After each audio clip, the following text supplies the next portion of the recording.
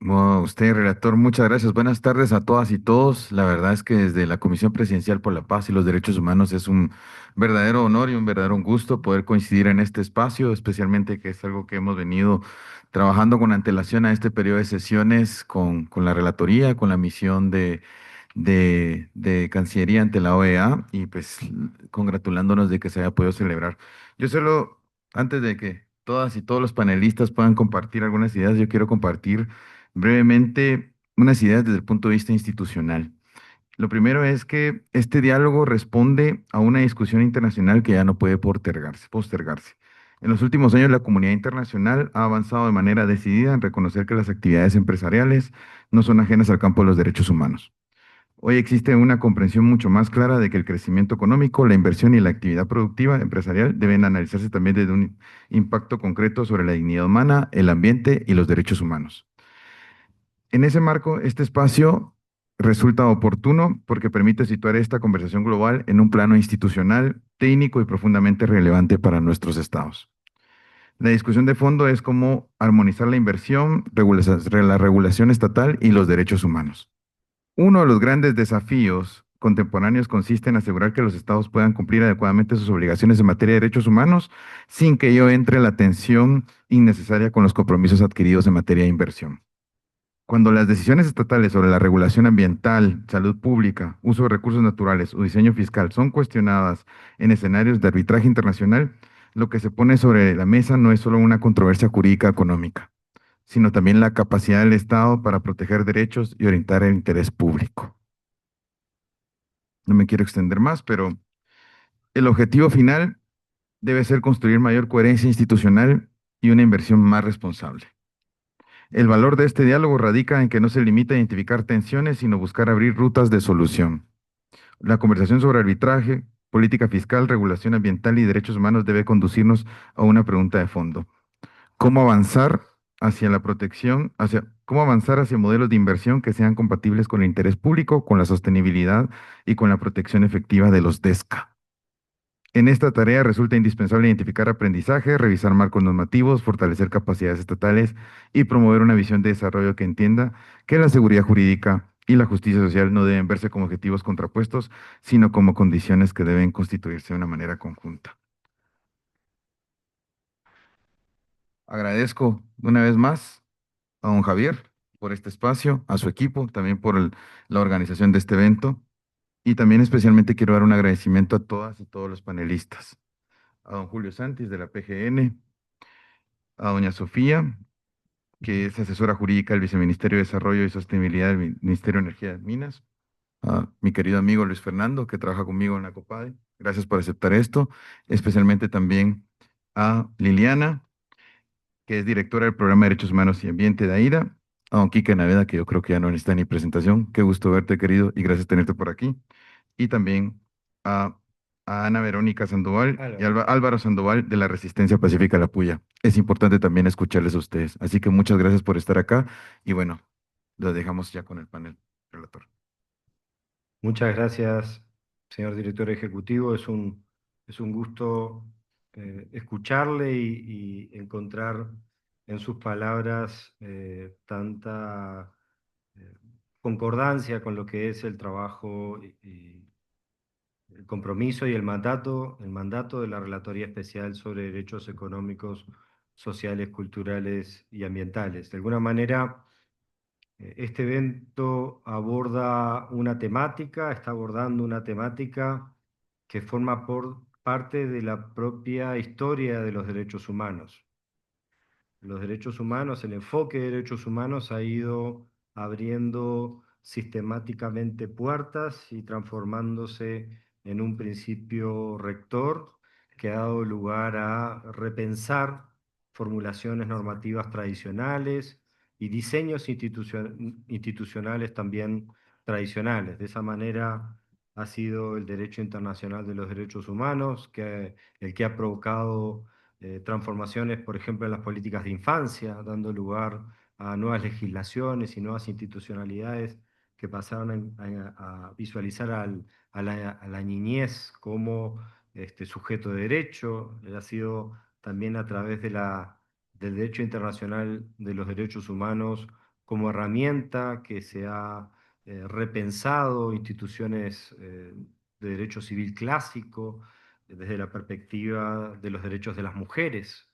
Ha sido también a través del derecho internacional de los derechos humanos que se ha pensado y se ha generado una lógica de adecuación normativa a políticas públicas vinculadas a migraciones, considerando a las personas migrantes como titulares de derechos.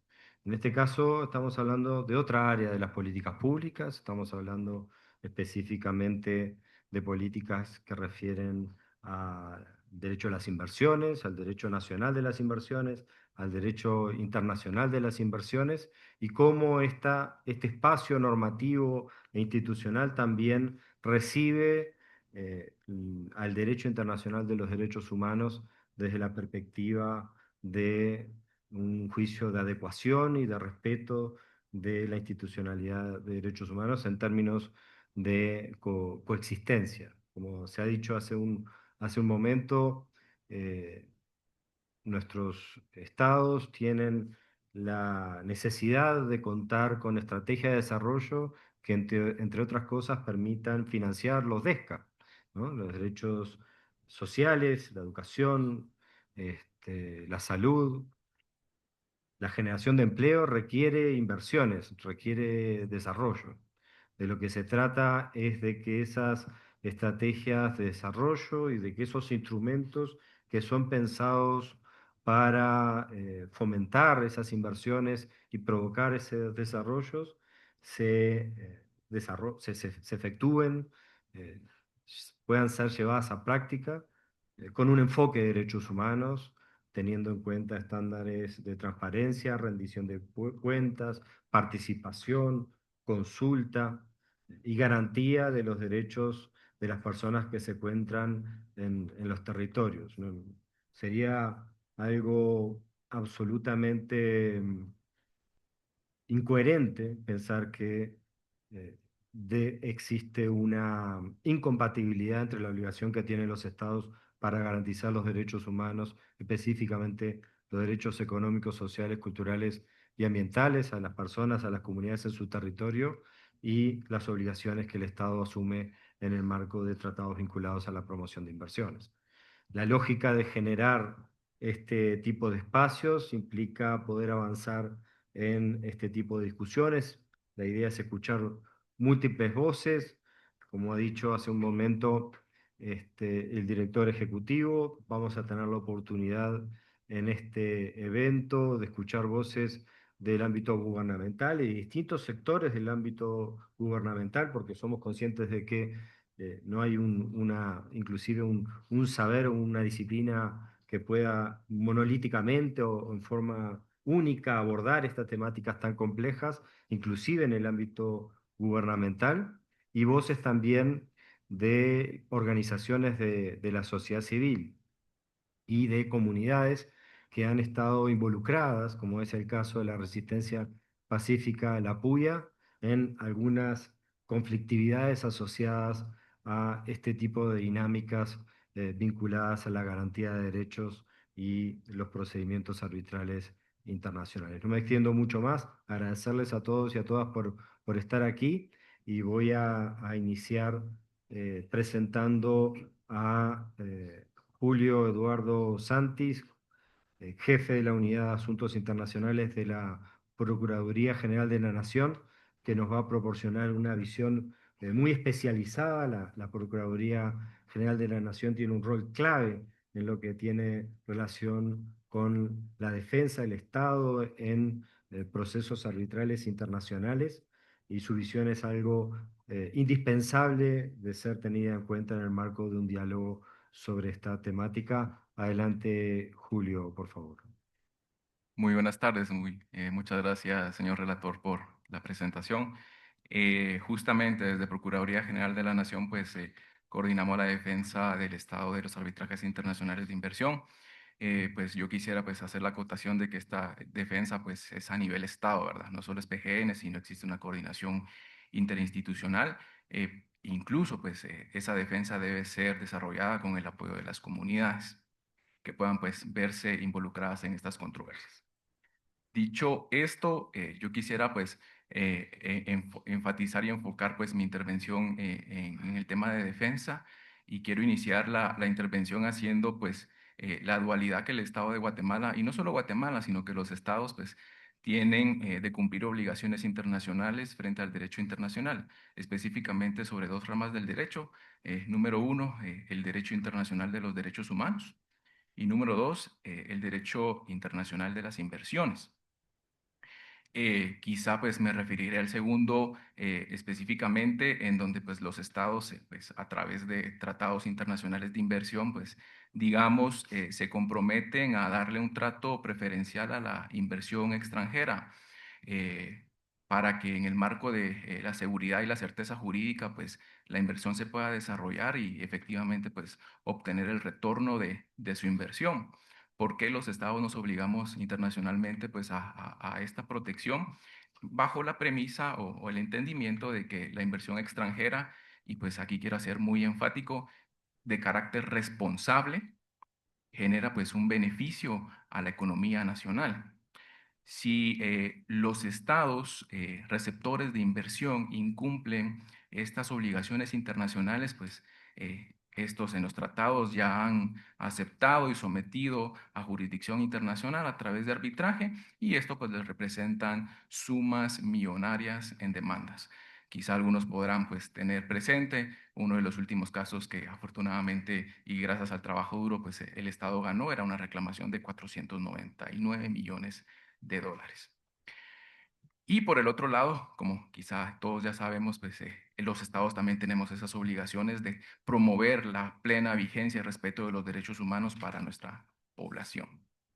Quizá el punto importante a resaltar, y ya lo mencionaba el señor relator, es la manera en que los estados tienen que armonizar y compatibilizar el cumplimiento de ambas obligaciones internacionales, sin darle preferencia, en este caso, pues, a una específicamente, pues, al derecho de las inversiones. En el sentido, y yo llamo, pues, a un aspecto que se ha visto en la práctica, que es el efecto disuasorio que este derecho internacional de las inversiones puede tener en el poder regulativo de los estados, y específicamente el poder regulativo de formular pues normativa atinente a derechos humanos. Eh, ¿por qué digo que es un efecto disuasorio? Porque de alguna manera los estados, en aras de evitar demandas millonarias internacionales, pues pueden pues generar o no desarrollar plenamente pues esa normativa vigente en materia de derechos humanos. Creo que el enfoque y el trabajo que se debe hacer desde los estados es que podemos cumplir ambas obligaciones internacionales. Podemos, pues, de alguna manera ejercer ese poder regulatorio de forma razonable, y específicamente en el marco de obligaciones internacionales en materia de derechos humanos, sin que esto pues, nos represente responsabilidad internacional en el marco del derecho internacional de las inversiones. Creo que ese es el punto focal que pues, hay que articular esos esfuerzos y esa coordinación interinstitucional, y no solo es una reto para Guatemala, sino que es un reto para todos los países que estamos bajo este sistema de protección.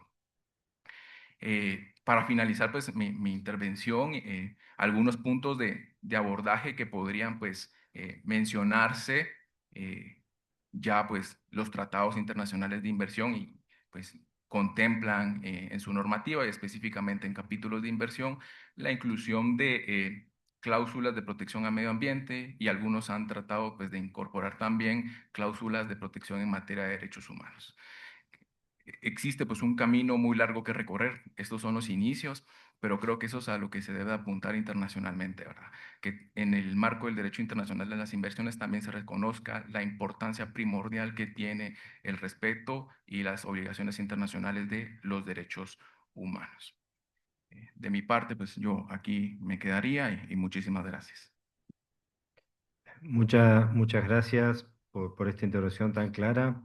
Eh, Tiene ahora el uso de la palabra Sofía Franco, asesora jurídica del Viceministerio de Desarrollo Sostenible del Ministerio de Energía y Minas. Adelante, por favor, Sofía. Hola, buenas tardes, mucho gusto. Como bien lo dijeron, mi nombre es Sofía Franco, yo soy del Viceministerio de Desarrollo Sostenible. Muchas gracias por el tiempo.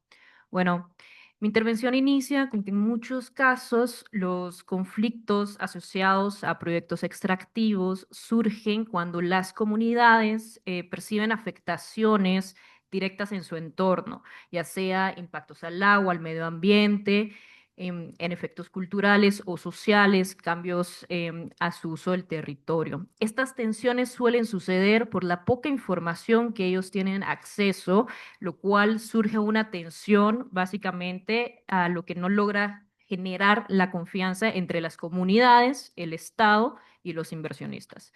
En este contexto se tiene identificado como la brecha informativa. Situaciones en las cuales uno de los actores que participa no tiene la información completa o la tiene tardía. En ese sentido, otro actor lo tiene completo o integral, lo cual genera más tensión o conflictividad dentro de los actores.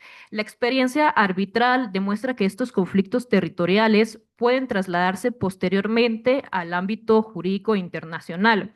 Los tribunales arbitrales suelen analizar dinámicas sociales, la oposición comunitaria o los impactos percibidos en el territorio que han influido en las decisiones regulatorias adoptadas por el Estado.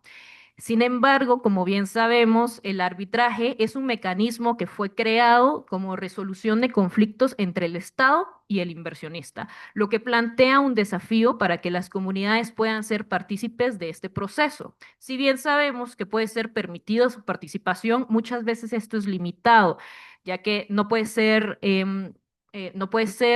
incluido derivado a que queda a discreción de los tribunales arbitrales. Existen mecanismos como el amicus curiae, pero como bien dije, queda a discreción del tribunal arbitral, lo que genera una mayor tensión internacional. No solo ya había tensión a lo nacional, sino a lo internacional. Como también cabe mencionar la falta de independencia que muchos sabemos que existe a nivel regional de los árbitros que están o que componen los tribunales arbitrales. En este escenario, el rol del Estado es complejo. El Estado básicamente es tripartito en este sentido. Surge como generador de leyes, como garante de derechos, pero también tiene que ser parte de estas controversias internacionales, donde discuten precisamente las medidas adoptadas para proteger bienes colectivos como el ambiente, el agua o derechos de las comunidades. Además, existe una preocupación creciente sobre el llamado enfriamiento regulatorio. ¿Cuál es este? El enfriamiento regulatorio es la amenaza que existe o el riesgo de que los estados ya no emitan reglas en materia ambiental o social por el hecho de que existe una amenaza de una demanda arbitral costosa. Esto está también es un fenómeno que ha sido reconocido por los principios rectores de Naciones Unidas sobre empresas y derechos humanos, lo cual establece y reconoció que los estados deben de seguir emitiendo leyes de conformidad a los derechos humanos sin importar cuáles son aquellas amenazas. Frente a este escenario, una de las principales lecciones que el Estado tiene es básicamente la necesidad de tener y fortalecer mecanismos preventivos, es decir, la participación, el diálogo en terreno y el análisis social robusto. Este análisis social robusto debe ser en tempranas o en tiempo temprano del proyecto para que las comunidades puedan conocer y evitar, y es significativo, la disminución de conflictividad que puede evitarse.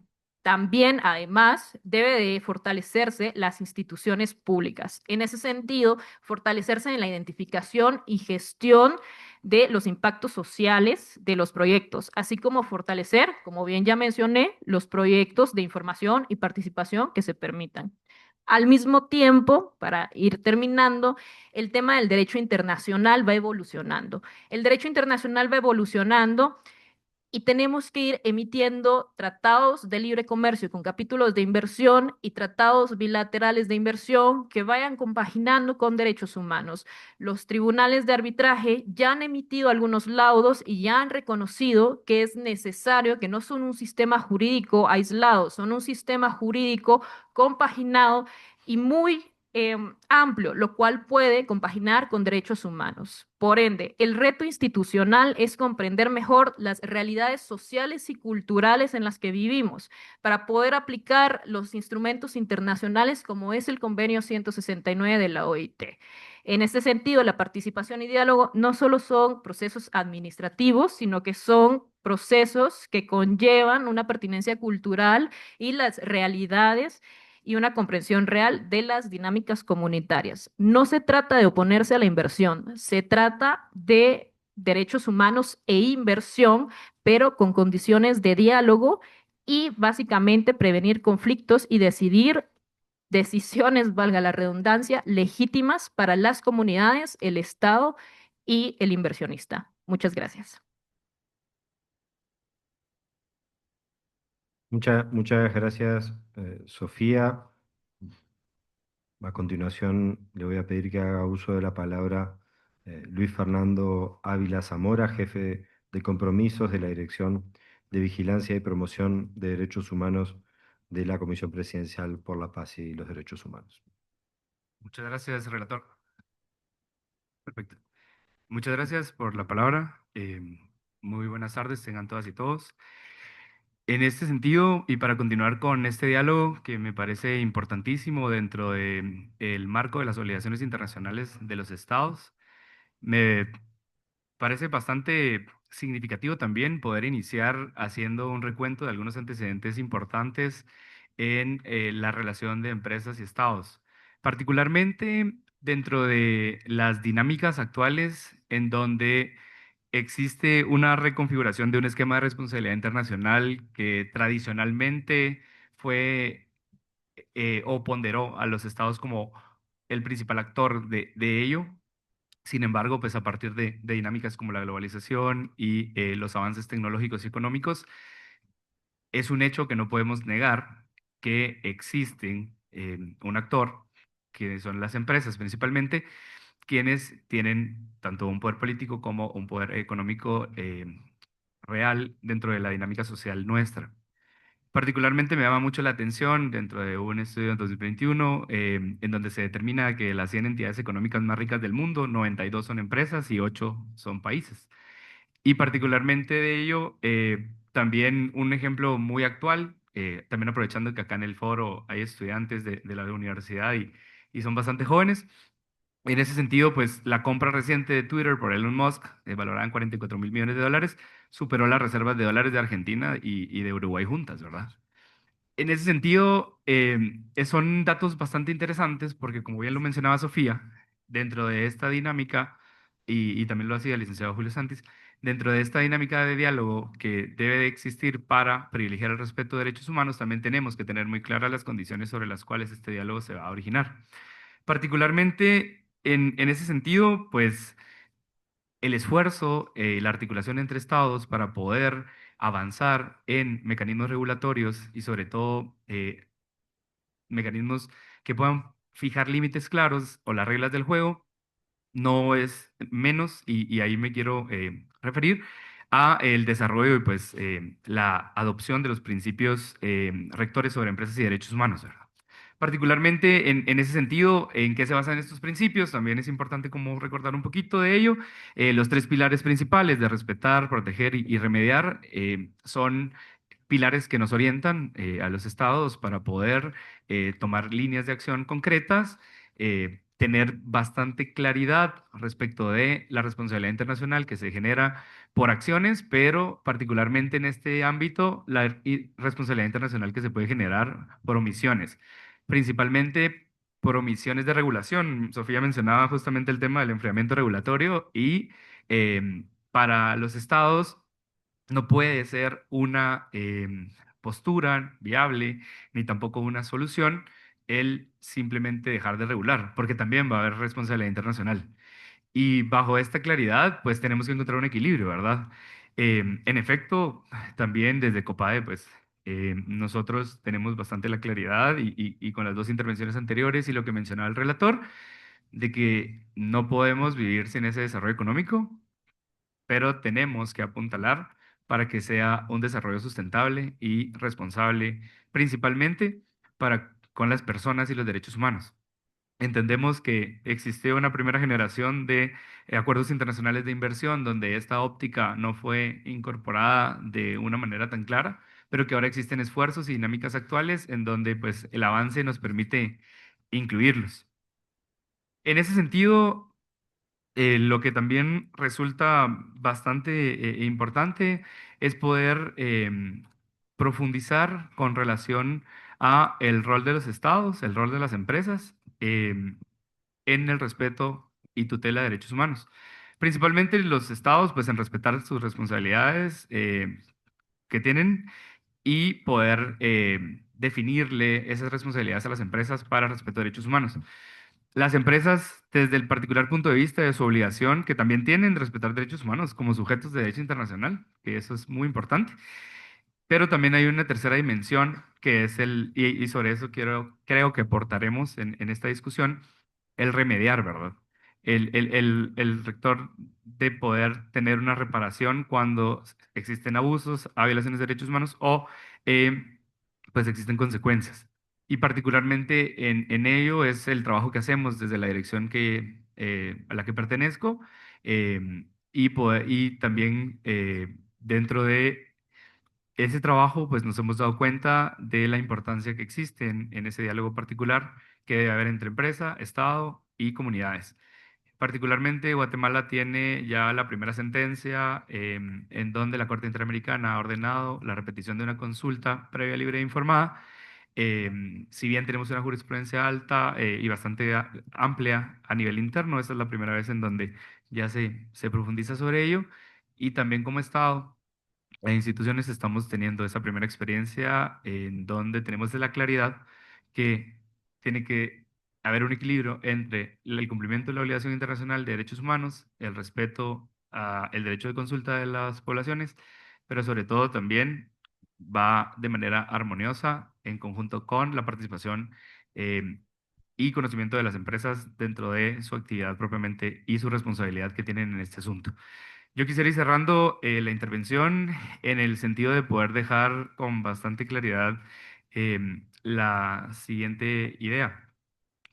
Y principalmente es cómo también el Estado tiene no solo el deber de, en nuestro caso particular, con la obligación desprendida del artículo 2 de la Convención Americana sobre Derechos Humanos de adoptar nuestra normativa interna, eh, generar los mecanismos necesarios para garantizar los derechos humanos de las personas, pero principalmente con criterios reforzados en aquellas poblaciones que históricamente han sido vulneradas para que existan condiciones de un trato justo e igualitario y podamos garantizar y prevenir sobre todo que existan futuras reclamaciones internacionales cumpliendo nuestras obligaciones nacionales, que son bastante claras en el sentido de poder tener presente, por ejemplo, cuáles son los estándares de consulta, cuáles son los estándares de acceso a la información dentro del mismo proceso. Tenemos una discusión actual bastante interesante también sobre cuáles son los parámetros de expresión de voluntad dentro de la aceptación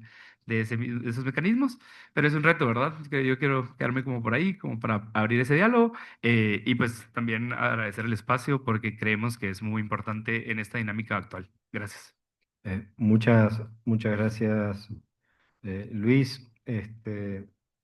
Quiero también agradecer a las casi 40 personas que están conectadas a la sesión de Zoom, además de la presencia de ustedes aquí en la sala, a quien les agradezco mucho. Tenemos eh, una interesante cantidad de personas que se han conectado de distintos países de la región, lo que da cuenta de la importancia de este tema y del interés de este tema, no solo a nivel nacional, sino también a nivel regional. Tuvimos 150 personas inscritas para este evento. Muchas personas nos han pedido que les enviemos la grabación de este evento. Hay mucho interés en esta posibilidad de que el sistema interamericano de derechos humanos comience a avanzar en el desarrollo de productos específicos, instancias específicas de diálogo, de monitoreo, etcétera, en relación a la temática de este panel. Así que ha sido una muy buena idea la que hemos tenido en conjunto con la Comisión Presidencial para la Paz y los Derechos Humanos y la misión de Guatemala en la OEA, que fue en ese ámbito que se fue gestando esta idea de desarrollar este evento paralelo en el contexto de este periodo de sesiones de la Comisión Interamericana de Derechos Humanos. Le paso ahora la palabra a la directora del Programa de Derechos Humanos y Ambiente de AIDA, Liliana Ávila García, para que haga uso de la palabra. Muchas gracias. Gracias, Javier. Yo empiezo por saludar el espacio.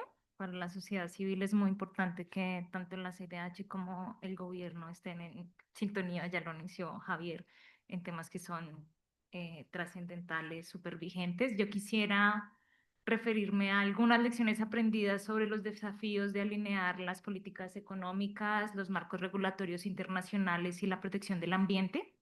Y quisiera hacerlo a partir de la experiencia de AIDA como una organización regional que defiende el ambiente y las personas a través del derecho y la ciencia.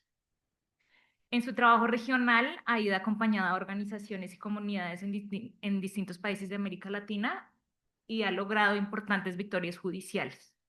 Muchas de estas decisiones adoptadas por jueces y autoridades administrativas han sido fundamentales para proteger ecosistemas estratégicos y derechos de las personas.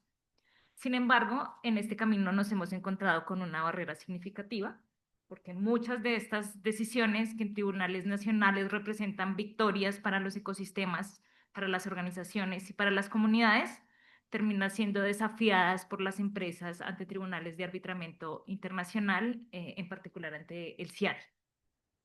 Es decir, estas decisiones legítimas de los estados para proteger el ambiente pasan a ser cuestionados en el marco de los tratados de inversión. En Colombia, por ejemplo, encontramos casos que tienen que ver con decisiones judiciales que protegieron páramos, ecosistemas esenciales para la producción de agua, frente a la minería de oro, o otras decisiones que protegieron cuencas hídricas de riesgos del avance de la minería del oro, y fueron decisiones valientes de los tribunales nacionales que terminaron o están siendo objeto de demandas ante tribunales de arbitramiento internacional de inversión. Y un caso específicamente relevante, justo por la coyuntura, que seguro el Estado conoce, tiene que ver con el caso de la microrregión de Isquisís. Desde ahí acompañamos la defensa de las comunidades frente a este proyecto que además había sido objeto de financiamiento por parte del BID-Invest. Y lo cierto es que nosotros apoyamos la presentación del acompañamiento de las comunidades en la queja ante el mecanismo independiente ante el banco. Y en su informe final, el banco concluyó que había pues, existido una caracterización deficiente de los pueblos indígenas, que habían deficiencias en los estudios de impacto ambiental, habló de los riesgos y la falta de análisis de riesgos sociales que había sido, pues que había ocurrido en el proceso.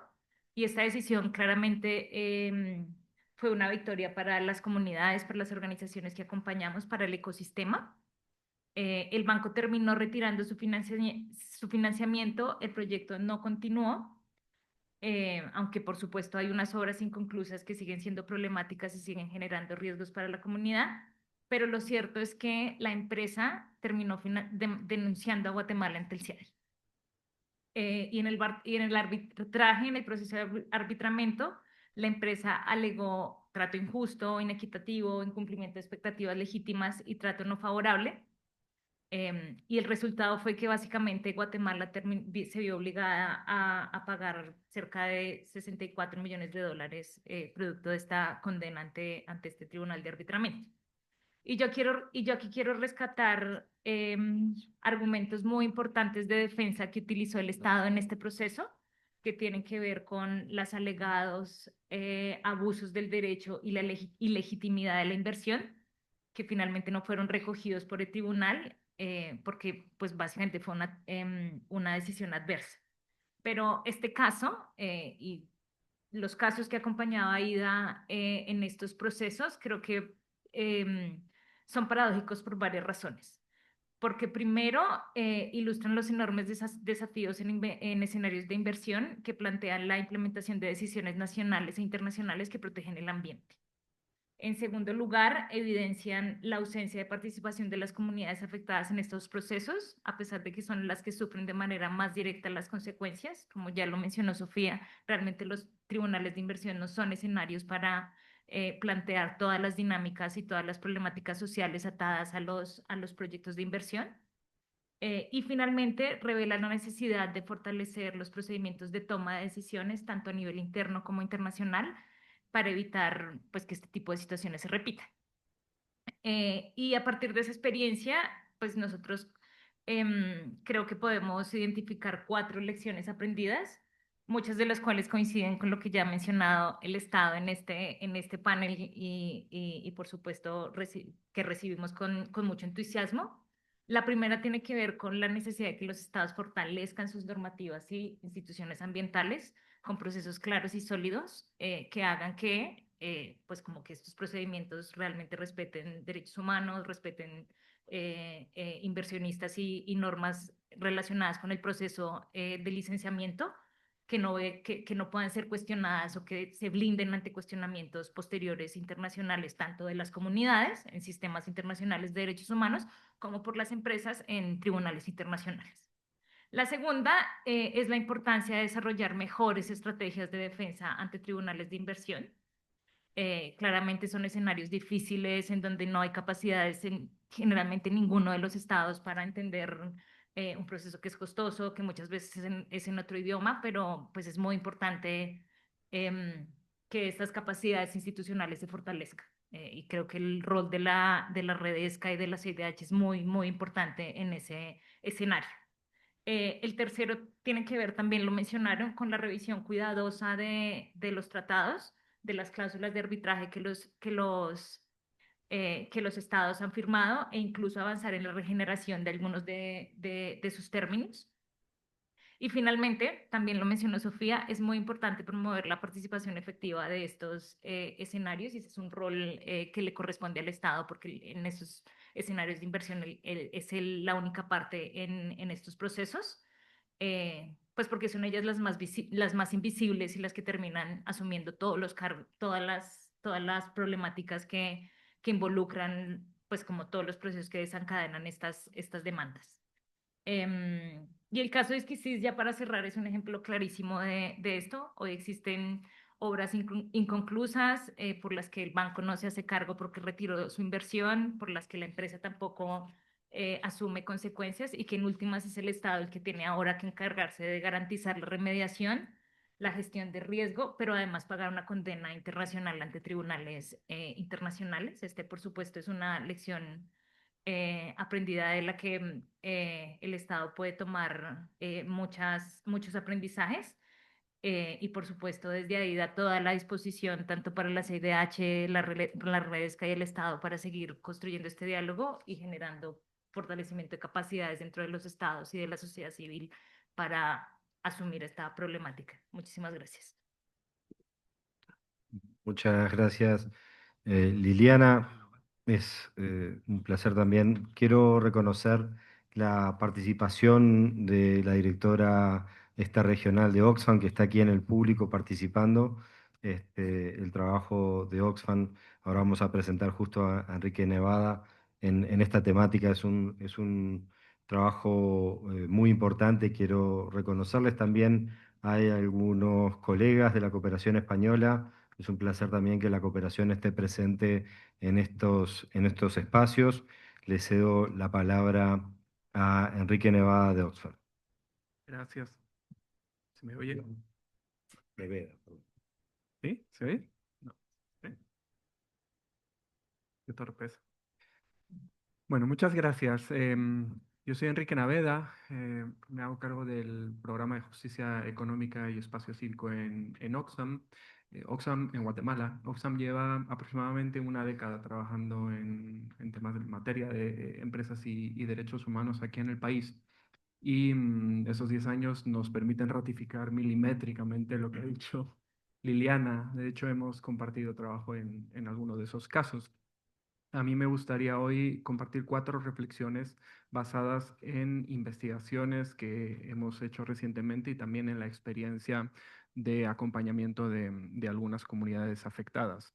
El trabajo de investigación más reciente trata de comprender el riesgo fiscal en 3 países, en Guatemala, El Salvador y en Honduras, el riesgo fiscal que entrañan estas disputas.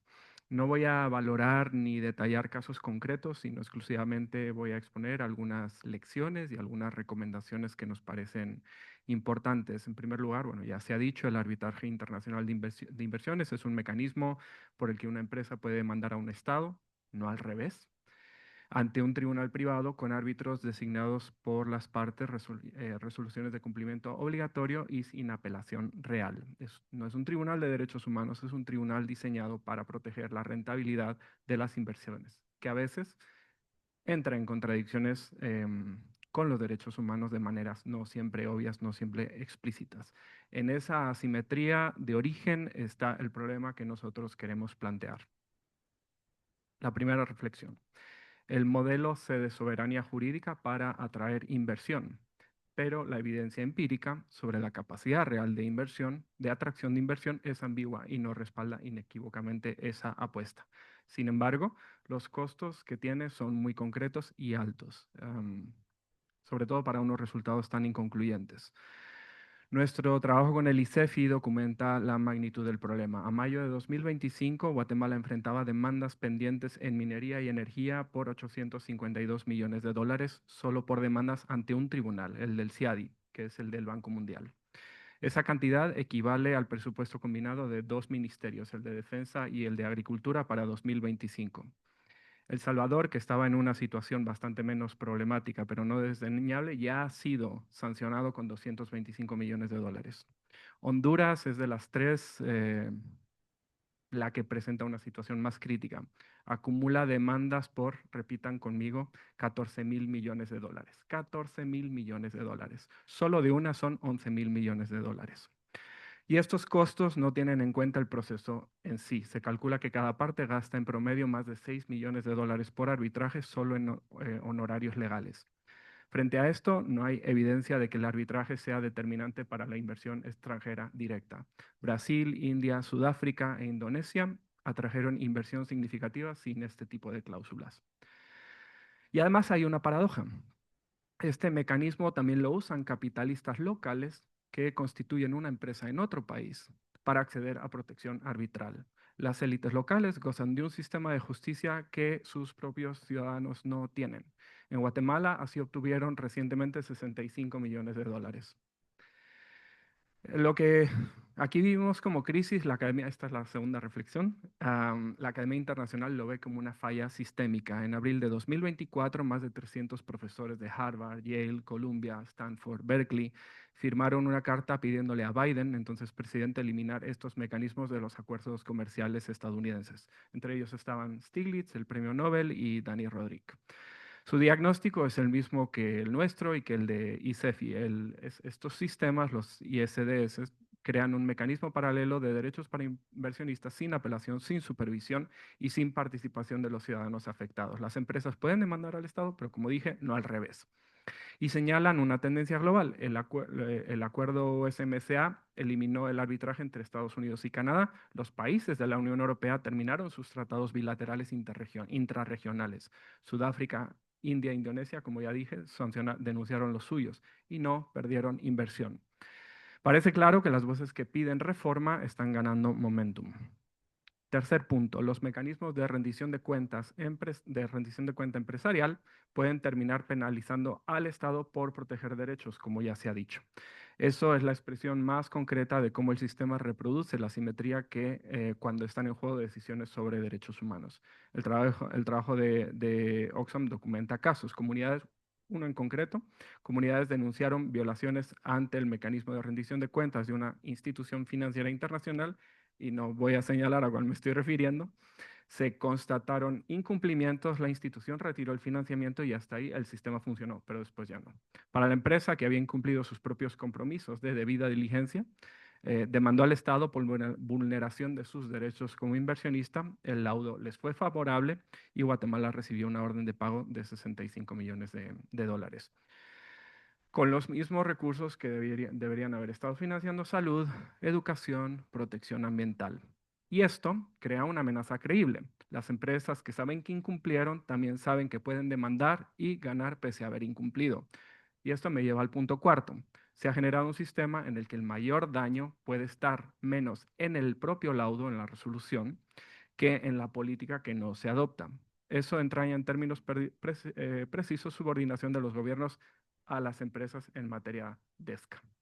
Las cláusulas de trato justo y equitativo y la expropiación indirecta son tan amplias que casi cualquier regulación queda expuesta a ellas.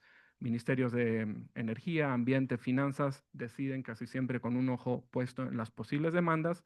La norma ambiental no se aprueba, la política fiscal no se implementa, el costo es el que ya se mencionó por aquí con el nombre del enfriamiento regulatorio y no aparece en ningún presupuesto, pero lo pagamos.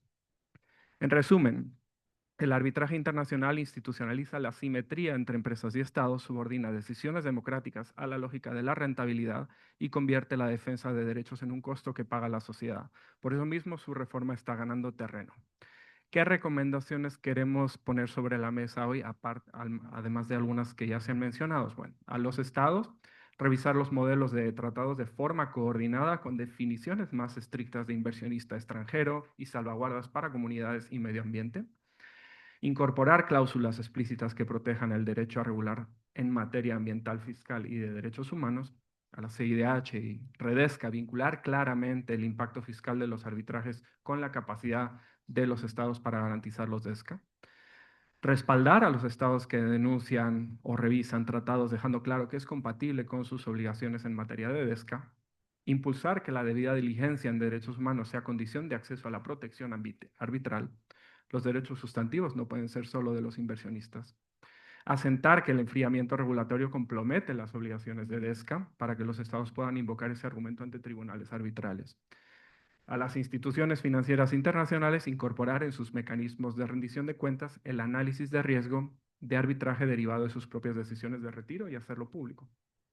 Y al sistema interamericano, para terminar, impulsar con vigor una agenda regional de reforma fina y articulada con los principios rectores. El problema no puede resolverse solo mediante luchas nacionales aisladas. Muchas gracias.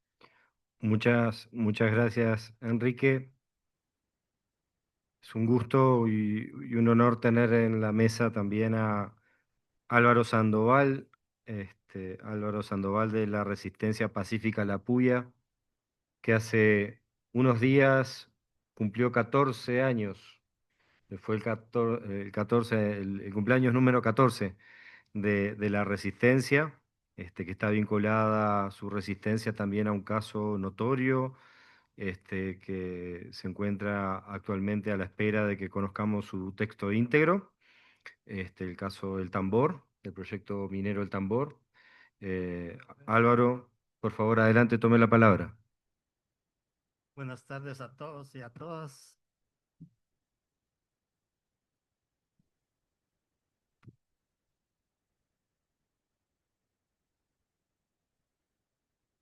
Me dieron al que no se ríe. No se ríe, mi nombre es Álvaro Sandoval Palencia, pertenezco a la Resistencia Pacífica La Puya desde el año 2011. A esta fecha, si quisieran oír el contexto de la historia de este proceso, no alcanzaría la tarde. Pero hemos sido criminalizados de una manera bárbara. Hemos sido golpeados por el mismo los gobiernos en su momento, pero ahí estamos. Y ganamos 2 amparos donde a una municipalidad como es San Pedro de Ayampuc le ordenaron hacer consulta y no se ha hecho. En el 2017 el Ministerio de Energía y Minas pretendió hacer consulta cuando aún no estaba, la sentencia no estaba, no, o sea, la Corte de Constitucionalidad no había dicho nada sobre la sentencia, mas sin embargo el Ministerio de Energía y Minas pretendía hacer la consulta. cuando la municipalidad cierra la empresa, la policía y la empresa entran a las 2 de la madrugada, tiran todo lo que la municipalidad puso para parar el proceso, o sea, el trabajo, argumentando que había un secuestrado en el interior. Nos pusieron una demanda a varios de la resistencia y así podríamos hablar de lo que la empresa y el Estado y el gobierno ha hecho, porque cuando hablamos de Estado no estamos hablando del gobierno en sí, estamos hablando de un territorio, de una población y de un gobierno. Eso hay que tenerlo claro. Los recursos pertenecen al Estado. ¿Quién es el Estado? La población, el gobierno y su territorio. ¿Y por qué la conflictividad? Porque el gobierno no observa el Estado de Derecho y en el mismo Estado de Derecho, que es un desastre, no toman en cuenta a la población de los lugares. Ese es lo más importante que hay que resaltar. Y para eso hay que sentarnos y discutir esta situación. Nosotros no nos oponemos porque estamos locos, nos oponemos porque el gobierno nos impone los proyectos, nos oponemos porque no observan los tratados internacionales, ni mucho menos la legislación interna. El Código Municipal establece que debe hacerse consulta. El gobierno no la respeta. El convenio 169 establece que debe hacerse consulta a pueblos indígenas. Ellos lo inobservan. Entonces, ¿cómo vamos a hablar de paz si el mismo gobierno vulnera los derechos de su misma población? Entonces, no podemos seguir en esta situación. Debemos de sentarnos y hablar claro cómo son las cosas. Gobierno, población, para definir el camino de la inversión. ¿Por qué? Porque los tratados de libre comercio solo observan a las empresas, protegen a las empresas, pero no protegen a la población. ¿Dónde queda la población? Donde hay una destrucción, hay una contaminación, ¿qué le queda a la población? Hicieron una ley de minería en el gobierno de Arzú, se pagaba el 6% de regalías, lo bajaron al 1% para atraer inversión. ¿Qué le deja al gobierno? ¿Qué le deja a la población? No deja nada. Mas, sin embargo, celebra el sector económico. Guatemala es un país a nivel centroamericano el mejor económicamente, pero hay una desigualdad tremenda. Entonces, ¿de qué estamos hablando?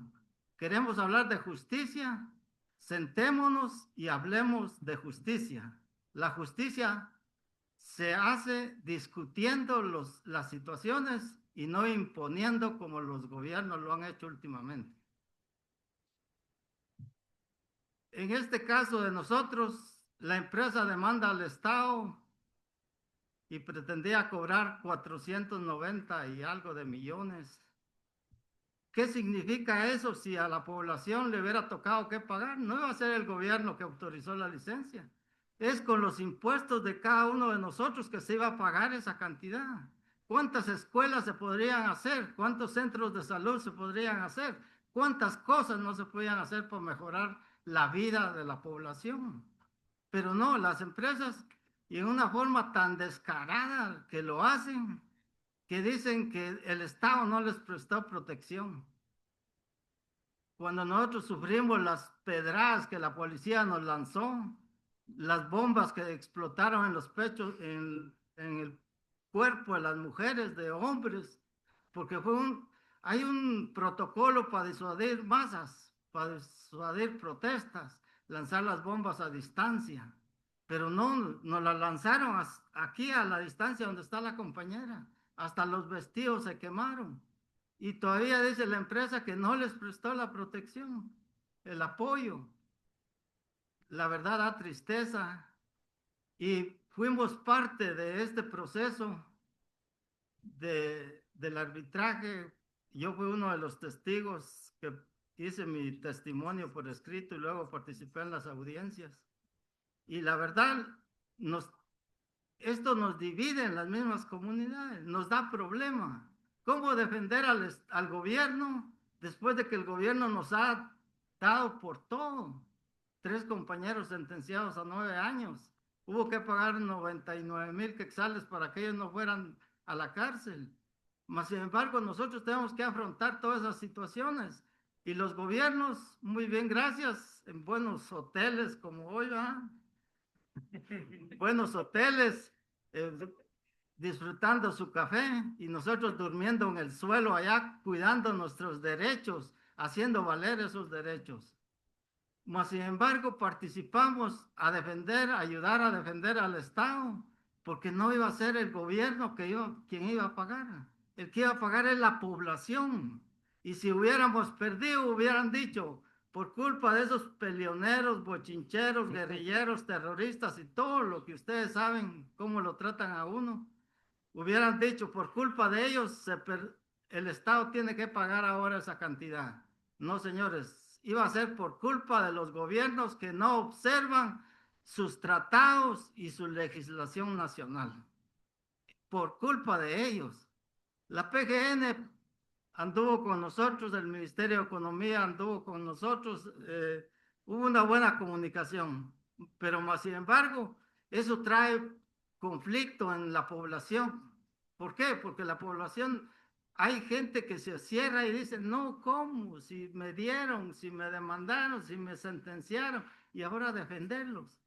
Pero hay que ser conscientes que eso no lo pagan los gobiernos, lo paga la población. Y ahora estamos poniendo en el ambiente la situación de que hay que hacer una revisión de los tratados de libre comercio y salir de ellos. El sector económico va a gritar y va a poner, no sé a quién le va a hablar allá en el cielo para que no pase nada. Pero realmente ese tratado de libre comercio debe observar a las poblaciones también, no solo el sector económico, el gobierno. Tiene que observar la situación de las comunidades, los derechos de las comunidades. Hablamos de derechos humanos cuando al gobierno le conviene, sale defendiendo derechos humanos. Cuando no, o sea, lo ignora uno, pues. Nosotros no peleamos porque estemos locos, peleamos porque los derechos nos han sido violentados. Y lo hemos dicho y lo vamos a seguir diciendo. Mientras el gobierno no observe, no incluya a todos, va a haber conflictividad.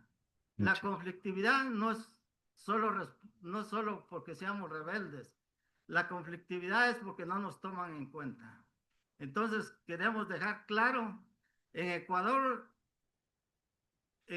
son cuestiones coyunturales, momentos especiales, pero el Ecuador salió de los tratados de libre comercio.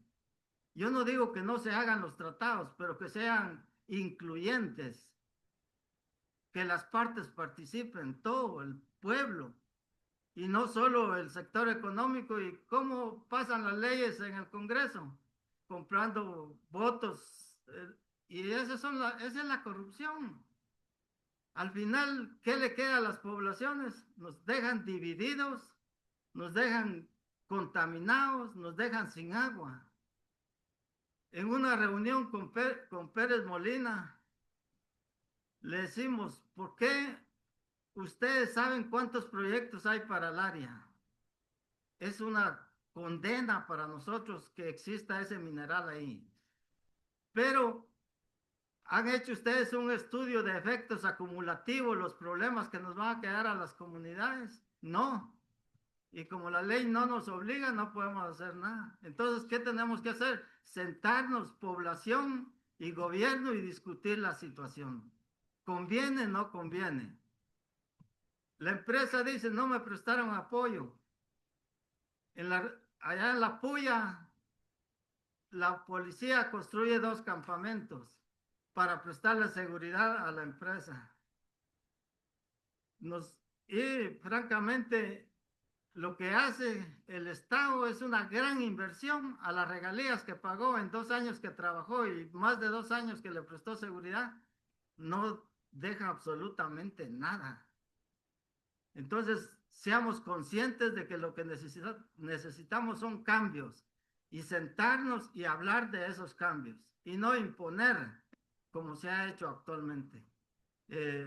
Ahora estamos en el proceso de consulta, que en este gobierno no hemos avanzado mucho porque ustedes saben, el viceministro encargado fue detenido. Ya me dicen que faltan 5 minutos, pero No, no, no. Eran 5 minutos el total, va. señor Sarombal. Eso es que podamos avanzar ahorita y que las cosas se hagan bien. La PGN defendiéndose de la empresa dice que nunca debió de haberse autorizado esa licencia. Hubieron análisis del estudio de impacto ambiental por 2 científicos americanos, uno que estaba trabajando con el gobierno de Estados Unidos en cierre de minería y el otro que trabajaba para empresas mineras. Mas, sin embargo, dicen que el proyecto no era viable, no es viable. Y no lo decimos nosotros, lo dicen personas expertas. Mas, sin embargo, el Estado en sí le vale igual decirle que no decirle, porque cada instancia tiene su opinión y nunca se sientan y discuten los problemas y buscan solución. Únicamente gracias. Muchas gracias.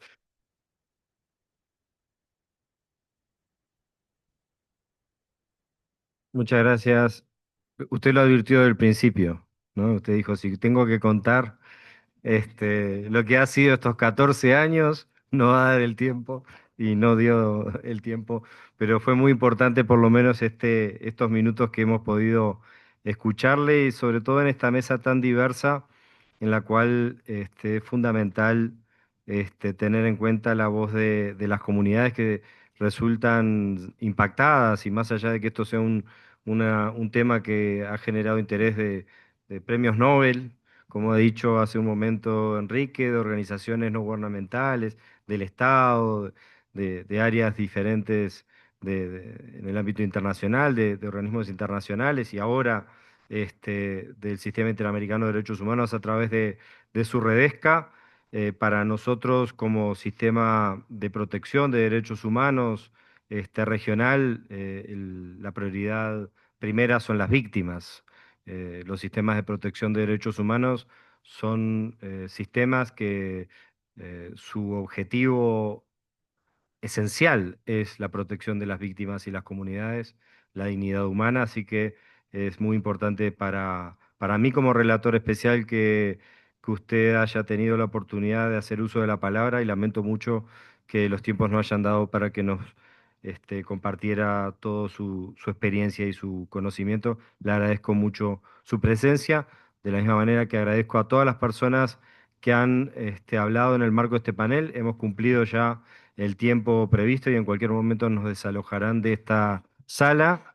Quiero reiterar el agradecimiento a la Comisión Presidencial por la Paz y los Derechos Humanos, a su director ejecutivo, por acompañarnos en este evento y por estar abierto a pensar acciones futuras para desarrollar en el ámbito del plan de trabajo de la Redesca y en la persona del director ejecutivo de la COPADE, agradecer al gobierno de Guatemala por permitirnos este espacio en el marco del periodo de sesiones de la Comisión Interamericana de Derechos Humanos, el periodo de sesiones 195 de la Comisión aquí en Guatemala. Gracias a todos y a todas, especialmente también a quienes nos han seguido online y presencial en esta sala. Gracias.